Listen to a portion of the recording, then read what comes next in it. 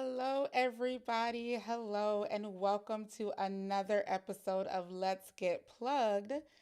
So excited to be here for our third episode. Feels like I've been doing this forever, but couldn't do it without you guys and your support. So let me know if you're watching. Let me know who's here, with us tonight. You know how we do on the HR Plug. We're interactive. So let's see. We have JP High Tech. Let's go. All right, JP. Thank you for joining us. Hey, Israth. How are you? Welcome, welcome, welcome. We have Quentin in the house. Thankful for the invite. Excited to learn. Well, Quentin, I hope you learned something. So you stick around and you will see that we do. Hi, Tamika. Happy belated birthday. Y'all, Tamika is my birthday twin, January the 7th. Thank you for joining. And we have Glow Glow Worm on the broadcast tonight. Hi, how are you? We have Kimberly Mitchell. Good evening. So excited for this episode. It's going to be epic. It is. Hi, Sister Parent. I see you here. Hello, hello, hello. For anybody that knows the guest for tonight, Chris Stewart, you already know that you are in for a treat. Chris and I've known Chris for about maybe 3 years now. And I met him he was a coworker at a job, and we instantly connected. But we argue like siblings, but we love each other like siblings as well. That's why he was the perfect guest for tonight as we work to tackle your HR questions. I have gotten so many questions emailed or in the DM with so many of you struggling at work with lack of HR guidance. So, this platform tonight is completely dedicated to you all.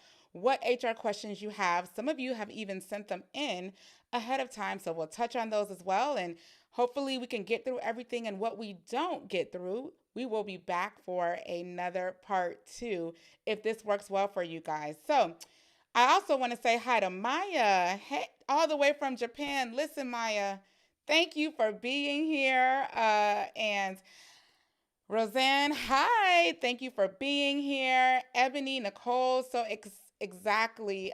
So happy to have you here as well. So many of you are already on. So just talk to us throughout the episode tonight because it's really all about you and the questions that you have. So before I bring Chris out, I want to let you guys know some exciting things that are happening with the HR Plug. And the first is, as you know, I've been talking about it, the Unplug Conference.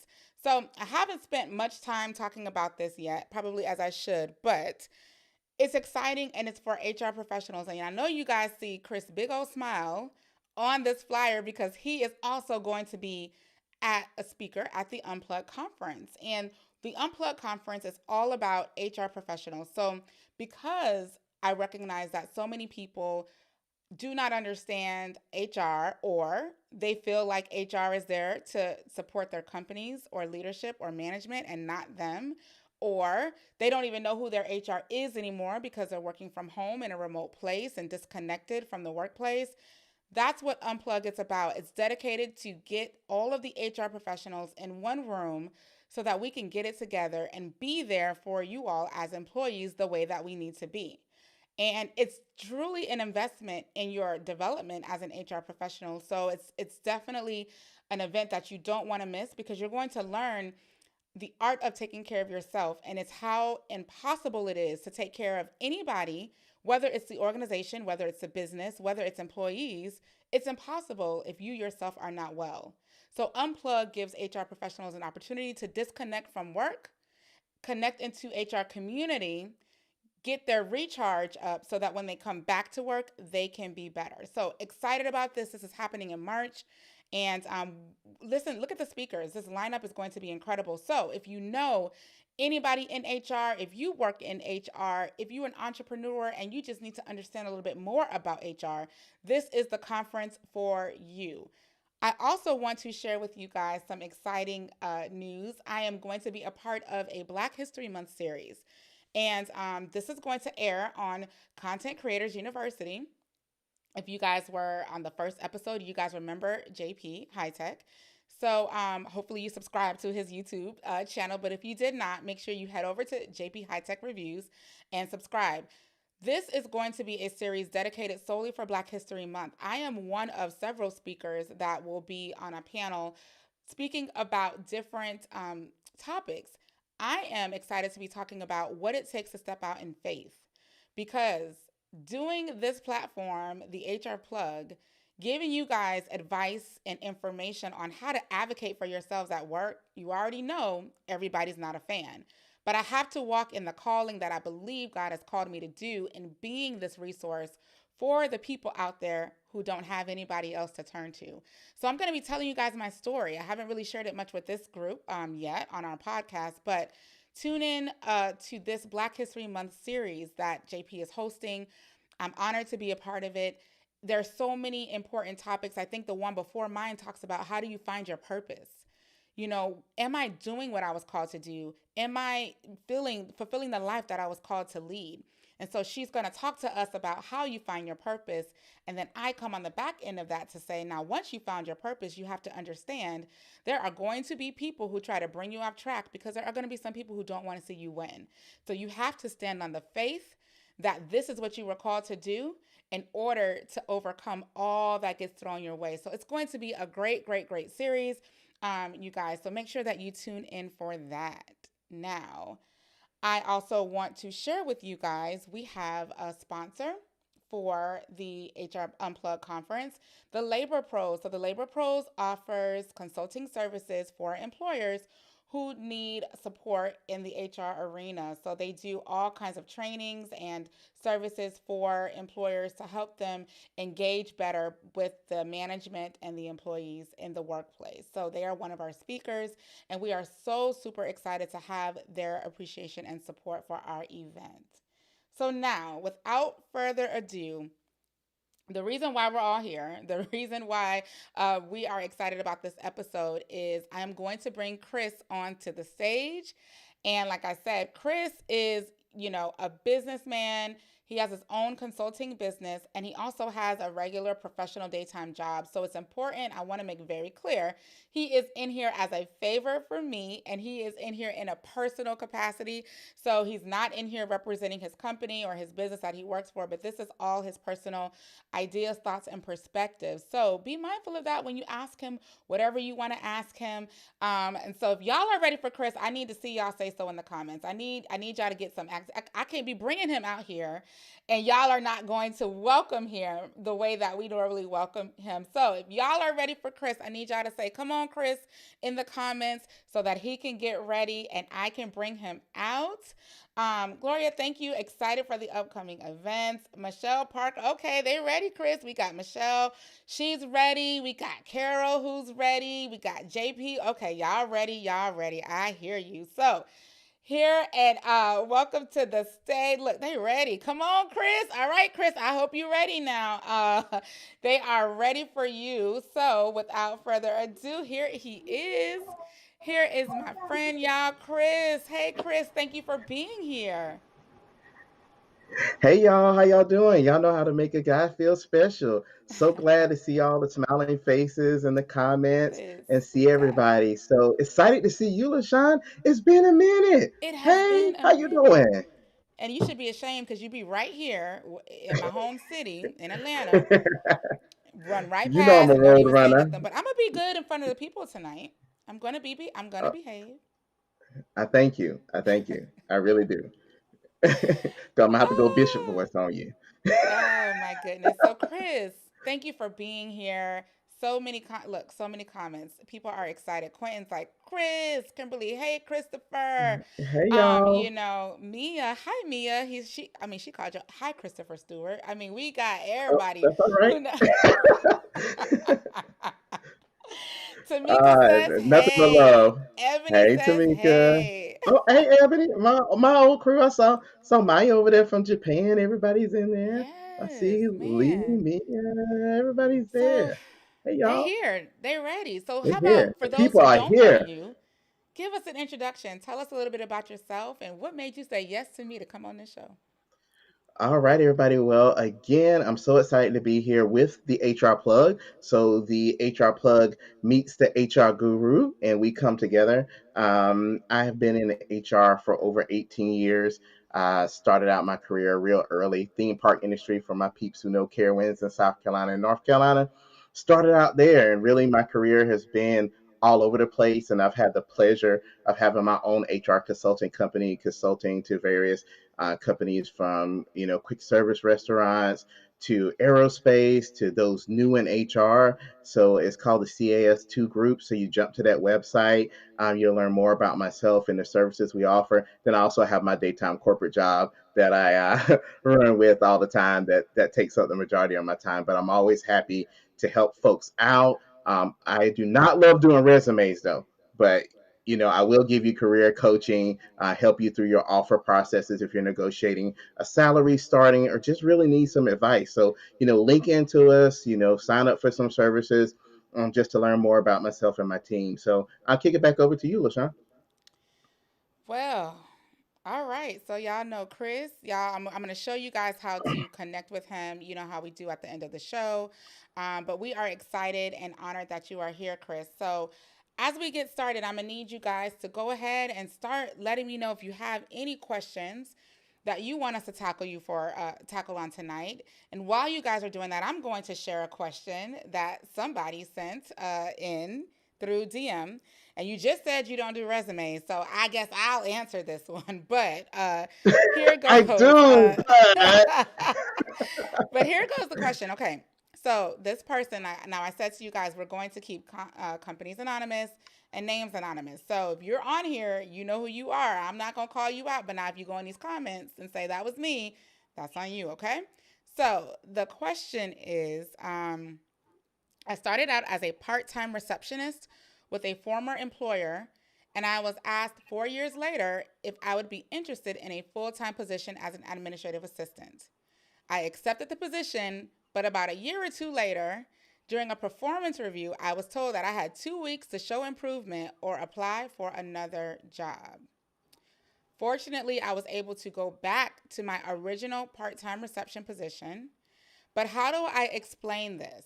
How do I explain this going back from a part time receptionist to a full time administrative assistant, which is obviously a promotion, going back then again to a part time assistant? So that is her, or his or her question, I should say. So my answer to you is simple. Number one, I wouldn't address this on my resume. I wouldn't put it on there. I wouldn't put the dates behind when you were at what job because it's the same company. So on your resume, you can put the company you worked for and then you just put the dates that you worked in that company. You don't have to break it down to the dates at every individual position. So it's all in how you structure your resume. So if you put the company at the top and you put various roles and then you put from the year 2020 to 2021 or whatever, that let's say that's in a 12 font, or an 11 font, you might go down to a 10 and then put receptionist, what your duties were, administrative assistant, what your duties were. All they need to know is that you worked in those roles while you were at the company. But when they do a reference check or anything like that, a background check, it's only going to confirm the dates that you worked at the company. It will not break down when you were in what role and what have you. So I wouldn't even mention it on my resume. If it comes up in the interview, right? If somehow you do mention it though, I would just say something like, I was in the receptionist role and they actually approached me about an opportunity that I wasn't even thinking of moving to because I actually enjoyed what I did. But to stretch myself to develop and grow a little bit, I decided to take the administrative assistant position. But I knew my heart was really in receptionist. So I stayed there for about a year or two and then I just went back to my original role because I just love being the face of the company when people walk in the door and just being able to troubleshoot their issues and take care of them directly. So that's how you can answer that, right? Because they approached you. So that is all the more way to showcase how well and how strong of a performer you are because they asked you to promote. So I would just leverage on that. Chris, what would you add? yeah, so I have a few thoughts. We argue like siblings. So it depends Oh, here we on who go. you're applying to. If you're applying to a government entity, that process is slightly different. So you have to really put dates for most of them. The biggest thing I'll tell you is read carefully the directions. in the application portal and what they're asking for so that you maintain your integrity throughout the application process. So you have to not over volunteer information and really understand what the application process is asking for you. And LaShawn is right. One of the things I tell you is focus on the skill set that you gained during that time and the value that you brought to the organization. One thing that we really do in interviews, and I see a lot of candidates do, they over explain about positions versus the skill sets that were highlighted in the job description that I need them to focus on and that I'm assessing for, and that recruiters and interviewers are assessing for during that time. So, in addition to what LaShawn shared, focus on what you actually achieved during that time frame and how it relates to the job that you're applying for. And then, if they decide to inquire deeper about what dates you're in the role, that's when you can kind of layer in those additional points that LaShawn gave you. So, I'll turn it back over to you, LaShawn. Yeah, I mean, I guess you got a point. I mean, whatever. But, You know it's you right. know, y'all will see. Chris always got the. He just can't. Y'all will see. So, yes, he has a point. It also depends on what they're asking for, the type of industry you're applying to. If they're asking specifically about each job held within the company, then yes, you definitely want to be honest. But the answer that I provided would be a great way, I think, to explain the bounce it back and forth because it is ultimately what you wanted, right? They came to you, you didn't like it either. You don't have to tell them that other people didn't like it. So it's like Chris said, you don't want to overshare. So that's probably how I would answer that question. All right. So Spot we have a on. question over here today talking about Tamika says good advice. All right, Tamika, thank you for that. And then, I feel like we in trouble with Michelle. She was like, y'all too. Okay, we're gonna behave. We're gonna behave, Michelle. So I see Tracy on here. Hi, Tracy. She just put a laughing emoji. So Mr. JP. Hey JP. Look, y'all, he's on here. Hey JP has a question that we are going to ask. So JP says, what is the best way to request a change to work from home from your employer when you do not feel comfortable going in person any longer? That's a good question, and that's very relevant right now, especially with COVID and the mandate. So, Chris, if I don't want to go into work and they're trying to make me come back to work, what options do I have? What do I say? Yeah, there are a few options you can go. First, you want to do a self assessment with yourself. Understand, what is the root cause of the reason that you do not want to return to work? Is it about your health?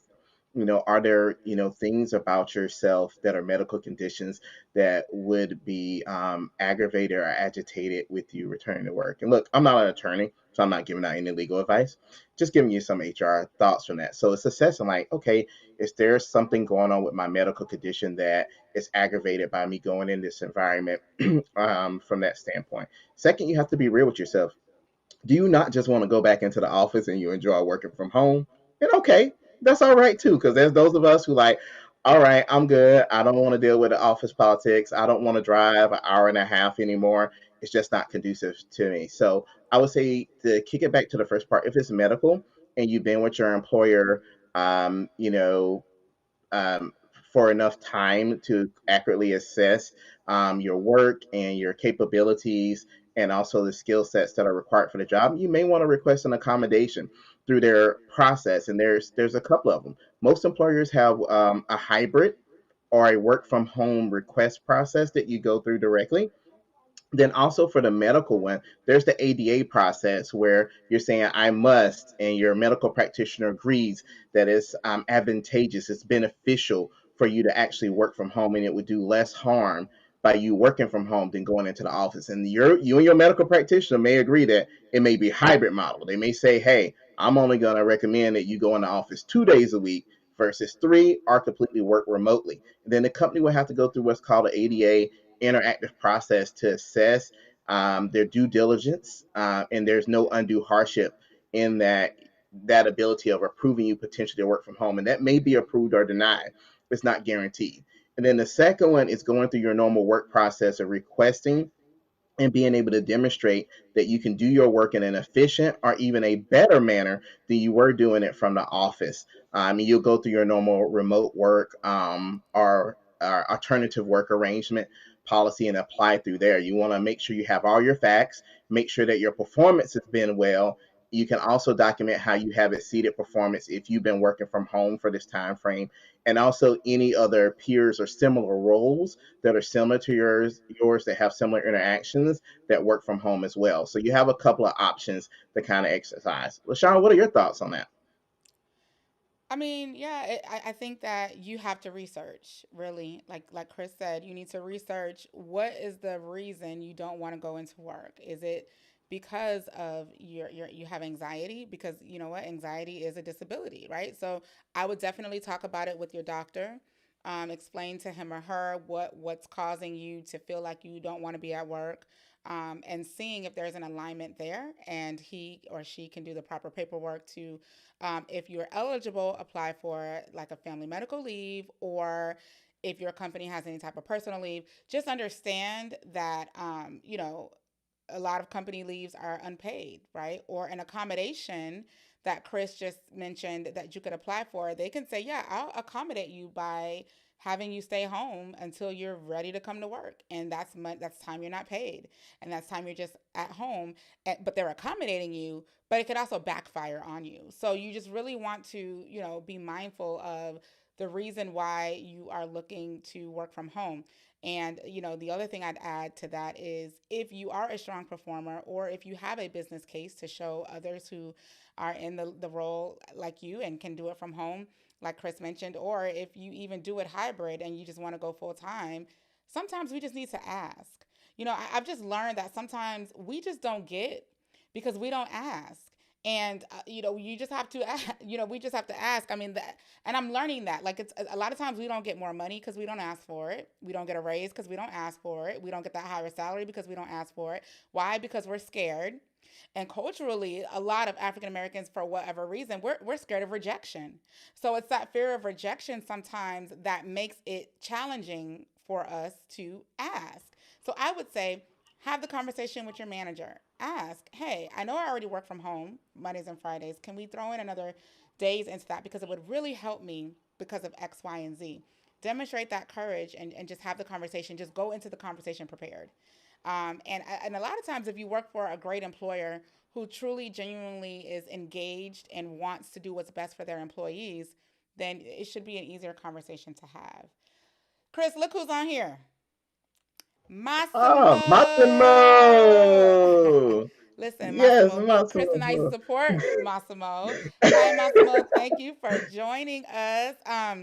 Yeah, Massimo, I'm so excited you're here because you're one of my favorite people. Yes, yes. That I've worked with. So, thank you for joining us. But yeah, that's what I would say, Chris. I mean, I guess you were kind of right. I mean, you had some good Okay, points. so that's 2 points on my side. So are we like 1.5. That's balanced? 1.5. I would give One you a point point for five. that. Yeah. Oh, you tough over here. I mean, I'll let you kind of score me, I guess. Ah, all right. So we have another question. So Emery is asking, what's the best way to manage COVID in the workplace? To Oh manage Lord, COVID in the workplace. I'm Well, tired already. right. Oh man, you can take that one. I uh, can take that one. However you want to do that one. I mean, I'll start, and then I'll give it to you because I don't want you to steal my thunder. So let me start, and then I'll leave the more difficult answer to you. So, I would say, in some states, the government is mandating it for you or managing it for you, especially if you live in New York. Where it's mandated to get the vaccine. So I would definitely say first, look at your legislature locally, look at your state, look at what's being governed or mandated locally, because the federal government was not successful in their attempt to have OSHA mandate this whole everybody get vaccinated or else subject to weekly testing, and things like that. So the federal government will not be governing this, but it does not mean that your state or your county or your local ordinance, is not going to have a rule to manage that for you. So first, I would say definitely look at your state, and then look at what your company is doing as a whole. Is your company, going to adopt something so that it's across the board? I would definitely look at that as well. And if you're a manager, Emery, I would say based on our last question, if it's possible to allow flexibility for your employees if they want to work, or if they, some people want to come in, right? So if there's an option to allow that flexibility, you know, adhering to the CDC guidelines, then I would say do that. Because the best way to manage it is to allow the people to do what works best for them than trying to control it holistically for everybody. If we can become adaptable leaders and tailor our leadership to the individual needs of the employees, then it doesn't become a workplace issue. What happens is we try to adopt one philosophy because it's what we like, and do a one size fits all approach. So, Emery, that would be my answer. Look at your government laws, look at your state and local legislature on this topic, and then see if you can be flexible with what your employee needs, and adapt to that. So, Chris? Okay, she ready for me. She know how this works. So I'll answer it in twofold. So if you're a manager of people or you're responsible for the COVID process, absolutely what Sean said. You have to check all of your government entities to understand what are your obligations under the law, not only for your employees, but also your physical plant, your structure, how you have to open that or close it down based upon local government regulations or anything in the state. That may mean, if you're in a distribution center and you have a cafeteria that serves your employees, you may have to look at alternative ways of spacing for sitting because it's considered a restaurant or a cafe. If you're in food service and you service customers that are external, you have to look at that as well. Then also, I would say you have to balance, between what the science tells us and being fact based. It is tough conversations as a manager of people that you have to go through and coach others through. And you have to remind them that it's about facts. There's a lot of emotion tied to it, and you're not the creator of the facts. That's a tough conversation with folks. And there's their personal preferences, but you're not there to kind of discuss that. You're kind of working through whatever the CDC recommendation is, or if your organization decides to take a more stringent approach for employee safety, then it's about the facts and the science and providing the most safe possible environment. Now, if you're an employee, you're going to have to make that assessment for yourself. If you're in a high risk category, or you are a caregiver or live in the same household of others that are high risk categories, and understand, you know, back to the prior question, are you asking for accommodation to work remotely, or work hybrid, or reduce hours to reduce your risk of exposure to others? Is it asking for or providing your own? So, a ask of saying, hey, my employer, if you will pay for enhanced PPE for me, great. But if not, I would like the ability to be able to bring my own enhanced PPE, and we agree upon it. Where we go wrong as employees is we get out there and we out here with a whole gown coming into the environment, and we didn't kind of agree upon it. Where if we would have had the conversation and simply asked and got a level setting of what enhanced PPE my employer is willing to provide for me at no cost, or what can I do on my own, it puts you in a better space. So it's about having a conversation, assessing your own risk, and going after the ask. Sit down with your direct manager. Sit down with your accommodation specialist or your HR person, because your HR person isn't always the right person when it comes to accommodations. Most larger companies have accommodations or leave of absence specialists or employee relations teams that handle those unique requests that you're asking for in the workplace. So, LaShawn, that's kind of most of what I got on that one. Okay, well, I'm going to throw another one at you because Quentin has a follow up to that. He says, but if you work in an at will state, can they retaliate if you raise a workplace concern regarding COVID? Oh, this was too Uh, long ago.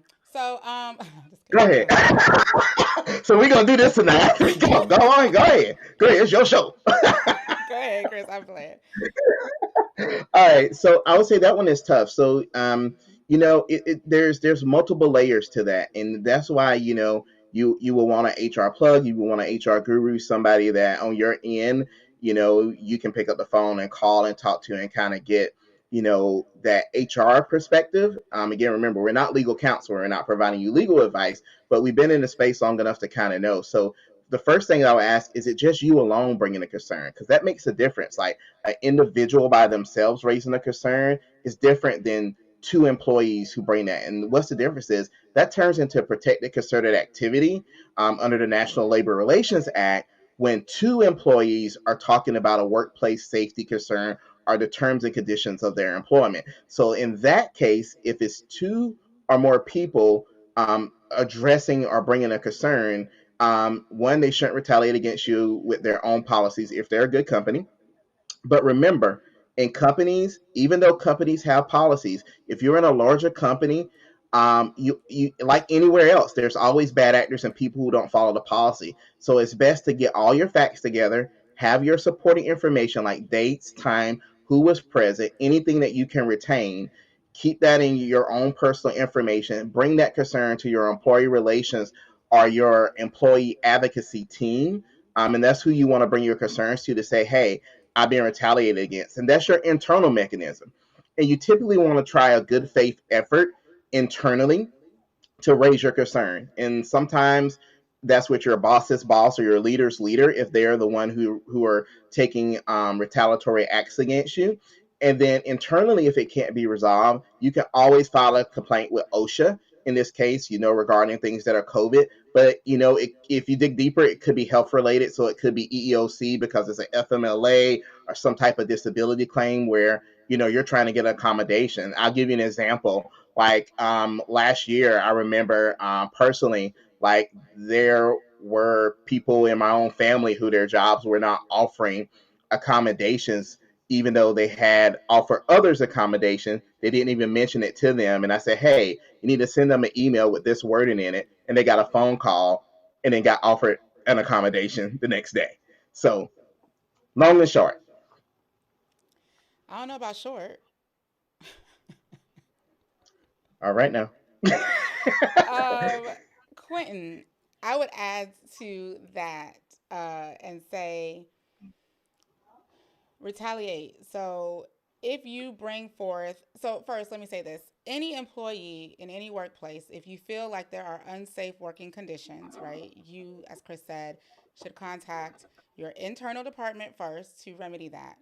And I understand your point is I don't know if I want to go to them because they gonna be mad that I brought this up, or I already went to them, and if I keep going to them, they might try to fire me because we're at an at will state. So for those who do not know, an at will state is you work for an estate that you can mutually decide, or at any time individually, I should say, your company can decide at any time that they will in your employment, and then you also can decide at any time you will in your employment. That's why people give a 2 week notice or don't give a notice, because you legally have a right to do so. It's an at will state. And either one can make that decision. So the employer can decide that. Generally, though, employers will not just fire you without cause because it's risky to do so. So anytime an employer fires you, they're going to want to try to justify the reason for that firing or that termination, and they're going to want to be able to show how you were aware or had an indication that doing what you did would lead to termination. Whether that's a handbook acknowledgement, whether that's you received a corrective action before, or what have you. So usually that's what a company will do before they try to terminate you or retaliate against you in that sense. Now, Quentin, I also know companies find other ways to retaliate against you, right? They give you the word shift, or it may not be terminated, but they put you under that leader who nobody likes, or whatever, or they find nitpick things from a performance perspective to try to get you fired and things like that. So if that's what you're facing, I would say this: CDC publishes guidelines on what every employer is supposed to do concerning COVID in the workplace. If you feel like your employer is not doing that, then you have a right to call OSHA. You can call OSHA anonymously. OSHA will come out to the site, they will do an inspection, and they will either fine your employer or shut you down. Now, this just happened recently in the news.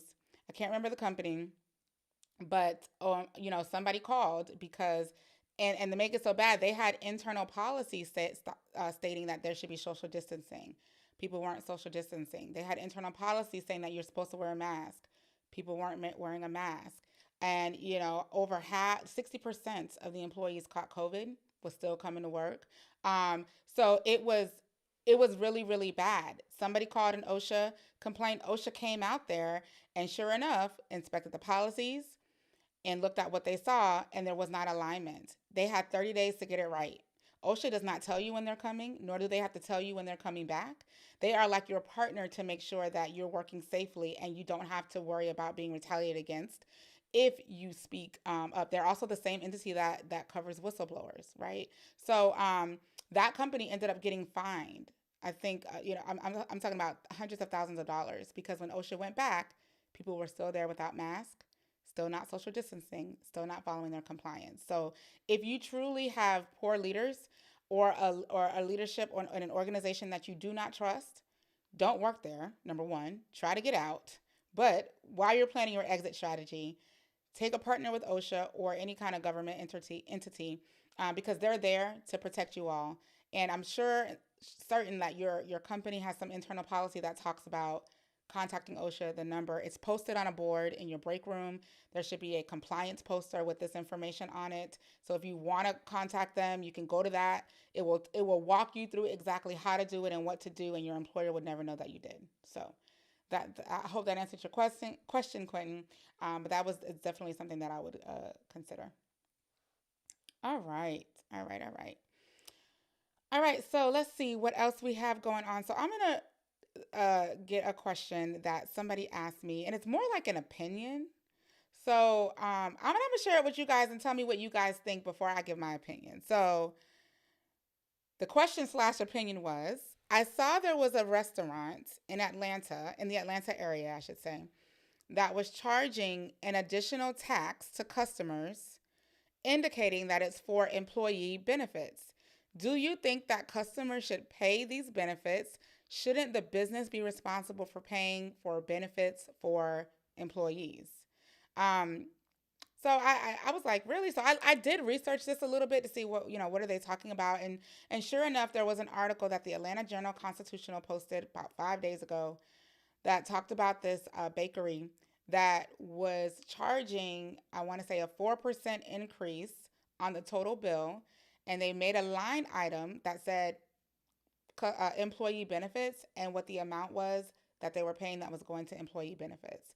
So this question is, do we think that's correct? Should it be a customer's responsibility to pay these benefits, or shouldn't it be the business's responsibility? What do you guys think out there? Do you think that it's fair to ask customers to contribute to help companies cover the cost of employee benefits?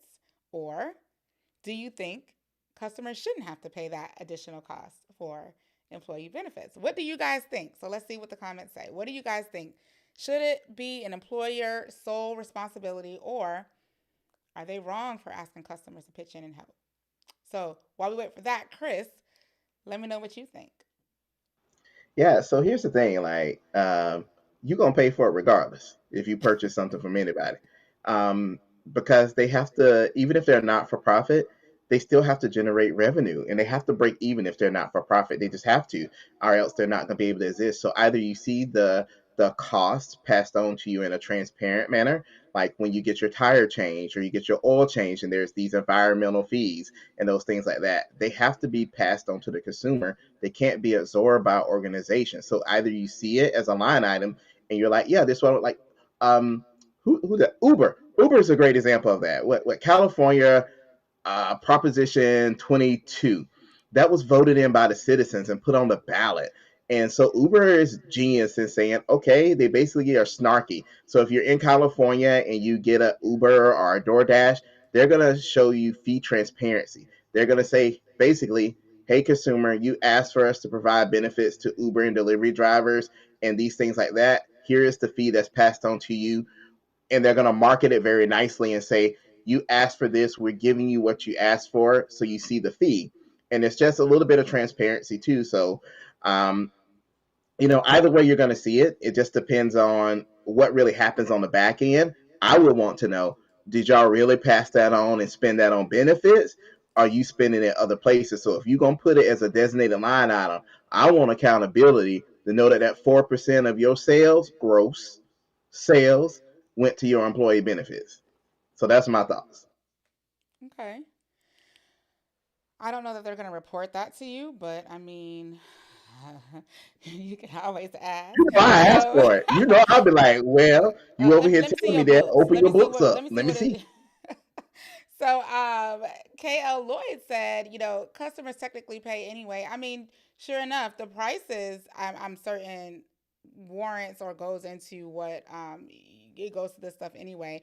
I think what I saw when I read this, read about this was, and I'm pulling it up now, was that they couldn't afford it. So this was a small. I'm gonna put them on blast. Buttermilk Kitchen Atlanta is the place, and they the bill looks like the total was $98.22 and $4.31. 5% of that went to employee health benefits, and it's right there on the receipt. Now, my let's see, we got some other comments out here before I give my opinion. So Ms. Carroll says, yes, it should be the employer's responsibility. So yeah, right. I'm saying that you're probably thinking, well, they're offering it as a benefit, so pay the benefit. Why I got to pay the benefit when you're telling them it's coming from you, right? Um, so, JP says, I believe consumers will take on some of the responsibilities. Yeah, we do, I'm sure, because like Chris said, we don't know where our money is going. People inflate prices to do what they need to do to take care of their business. So, good point. Good point. Um, but my opinion is I can appreciate the level of transparency here. Like, I can appreciate the fact that, number one, they put it on the receipt to let you know that this is what they were going to do. And number two, they're making a good effort to try to take care of their employees, if that's what they're doing, right, Chris? Right? We gonna say that's what they're doing because that's what they said. But That's what they say. they're trying to take an approach to help maybe maintain benefits. Maybe they're not making enough money and they're gonna lose the benefits, and they're doing this so that the employees don't have to go without. There's a lot of different reasons, and to your point, it's legislature in some places, right? So, I mean, I applaud. I applaud Buttermilk, Buttermilk Kitchen Atlanta. If y'all know somebody who works at Buttermilk, I applaud that employer because they didn't have to tell you, and they could have just raised the prices and kept it under wraps. So the fact that they were transparent, put it on the receipt. I mean, you just choose to eat there or not. But it would be hard for me to not want to eat at an establishment because they're trying to take care of their employees. But that's just me. We got some more comments out here. Let's see here. Ebony says, if it's hard labor and working, it is risky conditions. It is. It absolutely is. So they need those benefits. Leah, this is my child, y'all. I think it's the employer's responsibility. It is, and they're making a responsibility, I think, to have customers pay it. So they're still taking care of their responsibilities in a sense. But I think a lot of people think that. I think that this is why this is stirring up some conversation because people agree with Leah. People agree with Miss Carol. Like the employer, this is your responsibility. You need to figure this out. Why do I have to pay more for my meals? Because you're trying to live into a commitment that you made. If you can't keep the commitment, don't make it. Whereas on the other hand, I can understand, well, if I already made it and now I can't afford it because of the economy or societal factors that are out of my control, at least I'm being honest and letting you know what I'm doing. So, I mean, I You know, understand LaShawn, both sides. I have one on that. Like too, it's also with just the transparency. You know, I think about a business where if you've been going for a while, it's already tough right now for folks in the economy in some stages of if I own a business and I got to raise it 4%, it's probably easier for my customers to digest that yeah, your price was, $98 last week. And now if I just inflate it by $5 and you're like, geez, wait a minute, there was an increase and there's no conversation why. But if I see on there that is for employee benefits, I might not feel might not have as much of an adverse reaction because I'm like, oh, okay, it goes to the employee benefits. It's not just going to the bottom line of the company only. All right, I Mm-hmm. guess I'll keep coming and take the increase. Yeah, good point. Like, who gonna feel like I ain't going because they trying to take care of their employees? Like, it's harder, right? It's a harder pill to Mm-hmm. swallow. So, Gloria says, I know I have to pay it, but it would be nice to know that employees are receiving them. Maybe a nice poster or something to share. Thanks for being a consumer. Good point, Gloria. I mean, it's kind of like what Chris said earlier. Like, how do I know this is where my money is going, right? I would imagine, hopefully, the employees would speak up too, though. Like, why is this on the receipt and we don't have no benefits? So I think that that all has a lot to do with it as well. So we have another question out here. So well, let me first Maya's comment. People usually feel better when they know the why. That's very true. When I can understand the why behind something, that does, make a difference. And Tamika says, I like that they want to offer the benefits, just not able to due to the recent changes in the economy. And they also list revenue due to, yeah. So, I mean, yeah, they're being upfront, honest, and open about, what it is. So, well, I think that's a some good dialogue there.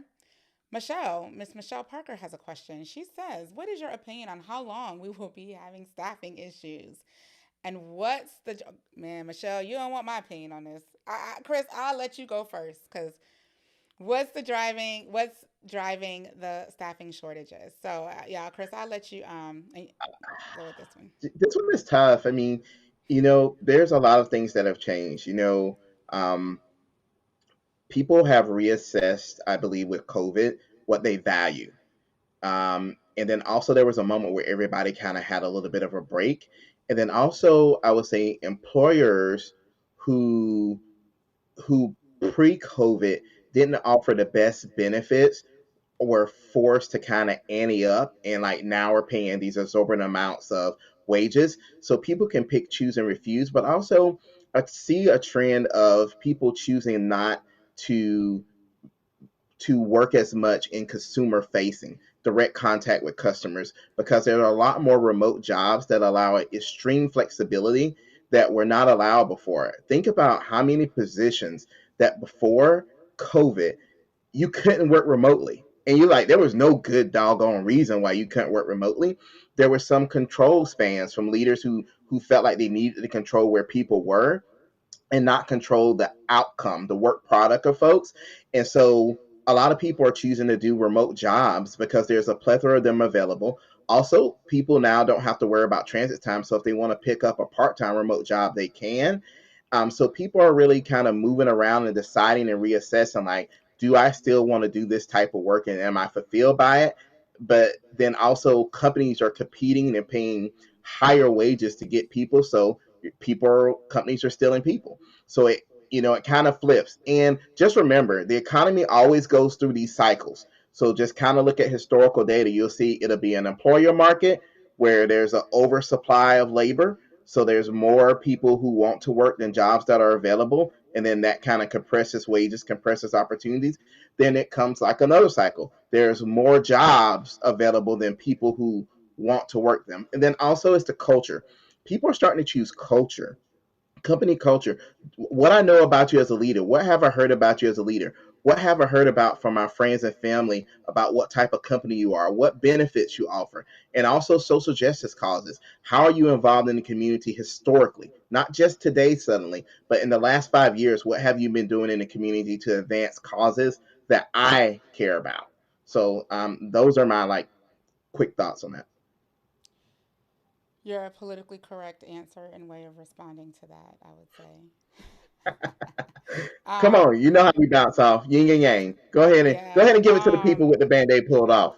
Listen, y'all. Okay, so full disclaimer. At the beginning, I said to you all that I was talking about faith, right, and how you have to have that faith when you do things like this. Because what I'm about to say, a lot of people, either aren't going to agree with or don't like. But to answer, Michelle, your question you asked, I'm gonna put it back up here for viewers to see again.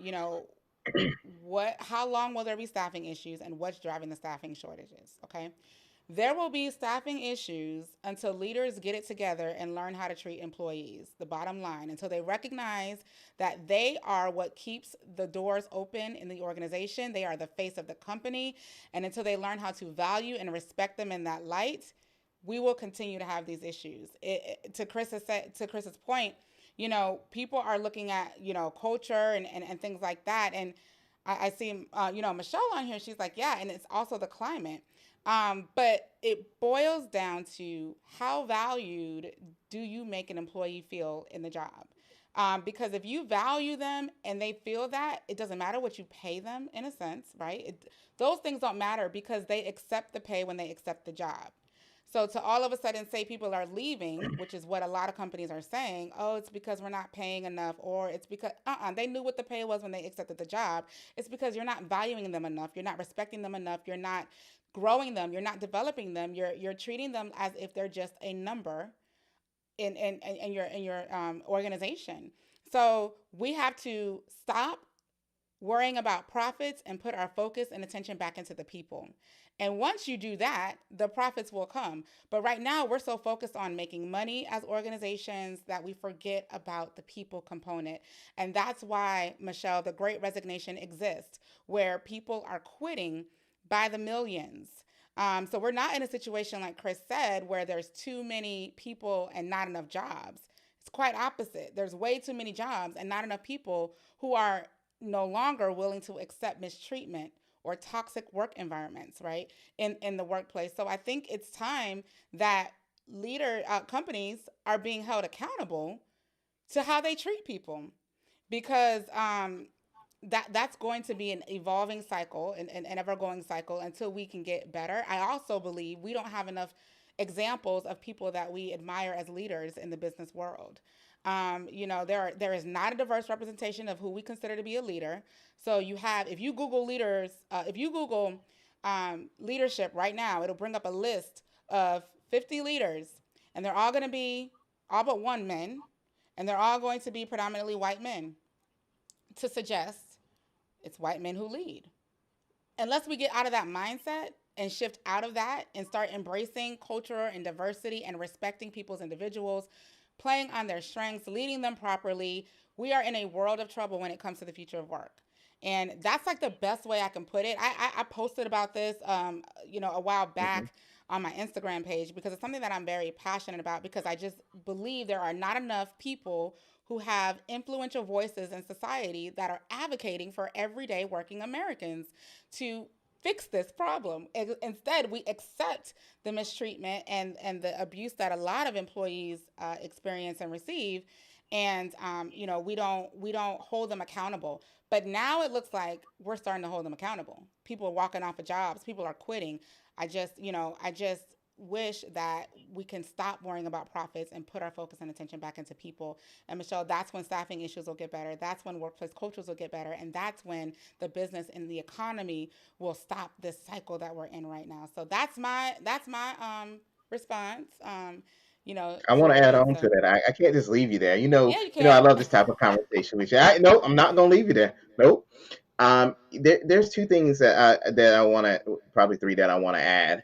Um, you know, there's not a staffing shortage everywhere. Take note of that.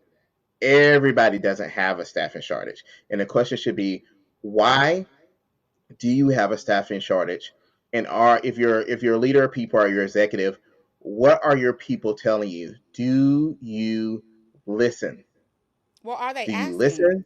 They need to And ask do the you, people if they want to hear what they got to what? say. Well, that's true. So it's ask, listen, act. If you want to go to it's ask, ask. Don't talk to people though next. So when you ask, a lot of downfall where I see is leaders ask, but then they talk and they overpromise and over-index, and they want to tell them all the great things that they're doing and how they're fixing it. But it's really like, just take a moment and listen, and then go back with your leadership team and say, okay, what do we hear?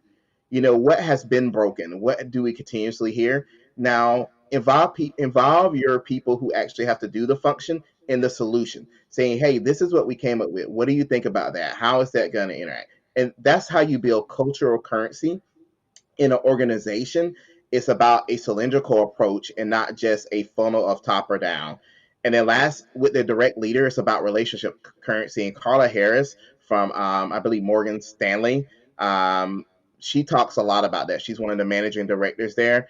A relationship currency and how you really have to generate that. And it's not something that you can just build. It goes back into that trust banking. And I trust you, and I trust how you lead me. So just because I have a salary, I may get an offer for $30,000 more, but it's about the culture and how I'm fulfilled here. That doesn't make me just jump for that into another culture. Hmm. So that's what I'll leave you with on that. Agree. I mean, I think that there's a shared responsibility here for the employer to care why people are leaving. Michelle, to answer your question, that's a part of it. As Chris said, they got to want to stop the bleed. and can't, eventually you're going to run out of people to bring on there because your reputation is tarnished because you can't keep people. Turnover numbers, HR metrics, they're not going to be favorable for you. And I just wish that people would stop supporting these companies that treat employees badly. But that's a show for another day. I won't even go there. But great question, Michelle. So thank you for that. And we got a lot of comments in here that people were just agreeing with some of the things that we were saying, Chris. So that's so important. So y'all, this was good. How you feeling, Chris? You mad at me? You gonna fuss Oh, at of me? And course not. when it's You know done? me. You know I love this. I love the opportunity to jostle back and forth and really talk about that. And Mm-hmm. I think it's a conversation you have to have more and more in the future of people really asking the tough. I don't think we even got really tough questions tonight. I was like, man, who gonna hit with the heavy hitter questions about how I negotiate my salary, how I get more money, what do I do, when I'm in a tough environment and I don't like my manager or my manager don't like me. I was expecting some of them heavy hitters coming this way. Yeah, I mean, I But thought we got some good stuff. But you know we why? Because did. people ain't trying to negotiate or trying to get more money because they trying to leave. They don't want Hey, to. They hey, don't but want. I'm gonna tell you, don't accept that first offer when you're going somewhere else. You better Hmm. better do a You counter always offer. negotiate, always. So Always. Michelle All right. said, when your temp employees are more than the permanent employees, that's a problem. Very true. Very, very true. And Hmm. and she also added another comment. People are over it. I agree. I think people are just over it because loyalty cannot be bought. And the last thing I'm gonna say about this, and then we're going to cut this show is, this is again, I know a lot of y'all agree with job hopping, right? Job hopping to get more money and all of that. Just be very mindful of that. It is not your responsibility to job hop to find a place that you enjoy working in just to get paid more money. You stay where you are, you work hard, and let them, pay you more money where you are. There are ways to do that. I might do an episode on that if that's something y'all are interested in. But if I see one more post about how job hopping, let's normalize it. No, let's not normalize it because you're leaving a lot of money on the table when you job hop. You leaving your stuff you have not gained equity in yet, stuff, your 401k, and things like that. So some of y'all too old to be job hopping. Y'all need to stay put and prepare for your retirement. So listen. So so job hopping is definitely not the Let them answer. people job hop. It's not the answer if you're thinking of a long term strategy. That extra $25 in your check a month ain't worth it. But if that's something y'all are interested in, we could talk about that another time. I can also talk about job, salary negotiations another time too. You guys let me know. This was really, really good, Chris. We appreciate your time. Appreciate you being here. This man is a road warrior. He is always traveling, and I do not take it lightly that you took time out of your schedule to spend here with us today. So, thank you, thank you, thank you, thank you. I don't know. Do y'all want a part two? Do y'all want a part two of this? Because we had some more questions coming in, and I know we're out of time, and I had two more questions that I didn't get to tonight. So if you guys want a part two, I need you to type part two in the comments. I need you to let me know if I need to bring Chris back, because y'all know it's a lot to tolerate him, but I'm willing to do it for y'all. We You will know you we love me. can Don't even act like that. no, we will definitely plan on a part two here because again, the intention of the HR plug is to equip you with the tools and the resources that you need to be successful at work. I don't work for you or your employer, so I could care less about what they think or what they feel. I'm going to tell you the real deal on how to advocate for yourself and get what's best for you. So I appreciate all of you guys who have tuned in. If you want to support me and you want to support this podcast, I need you to subscribe. I need you guys to tell your friends and your family and your relatives to subscribe. And that way we can get this message out and we can let society know what you guys face day in and day out in the workplace. That's my goal. Michelle said, we need a part two, three, and four. Okay, Michelle. We definitely Keep bringing will. me back. I'll come back. Keep bringing me We back. will I'll bring come it back. back. We will bring it back. And we just thank you, Chris, for being here today. I do want to let people know how they can contact you. So Chris does have a website. This is his website here. It is CAS2 Group. And at the top, you see where it says contact us, and he has his email up there, info at CAS2Group.com. If you have any questions or you want to leverage Chris for anything but your resume, y'all, if y'all want the job, don't ask Chris to do your resume. Um, Don't do me like that. They just real labor intensive to do them right, to get them done right. So definitely, you can, get with Chris about any type of HR questions that you have. Email him. He's available. He's making himself available for you. And don't forget that on the hrplug.com, you can also go and book a free 30-minute consultation. Now, I will help you with your resume if you do need help with that. So, Teamwork. Okay, I didn't right, point in the right direction. mirror. This is how the circle works. Like I refer people like, hey, if you Mm-hmm. want your resume done, go over there. If you want Yep. some career coaching or something, we Go work to with him each because other. We I'm make not sure it coaching you happens. because I'm not a coach. So don't be asking me to coach you. I'm gonna tell you exactly what you need to hear. We done talked about that before. Coaches don't do that. They help you get where you're trying to get to. I'm not that person, so I'm gonna bounce you right to Chris. So, either one of us, definitely, we're here to support you. And the guests on this show are going to be a community of people who are here to support you guys win at work. So again, please subscribe and come back. We are here every Wednesday at 8. Chris, appreciate your time. Thank you for coming. I'm going to send you backstage and I will connect with you, once we wrap things up here. But listen, everybody, I can't thank you enough for your attention, your questions, your participation, your level of engagement. It really motivates me and it really makes me feel good about what we do here at the HR Plug and what the intention was with this Let's Get Plugged podcast. So thank you again for joining, tuning in. Feel free to ask questions anytime. You don't have to wait till we have this episode, but we will commit to doing another episode. Chris has already agreed to come back and we will do a part 2. We will let you know when that is. Don't forget Unplug Conference, right? Don't forget, tell somebody that you know who needs to get in the building to get in the building. You will have a lot more of this at that event. And if you want to come and you're not in HR, let me know because there might be an opportunity for you to still come and at least learn or grow if you're interested in the HR industry. So it may also be a good opportunity for that. So definitely keep that in mind. So until next week, 8 p.m., same time, same place. I will see you guys then. Thank you so much for joining and please enjoy the rest of your evening.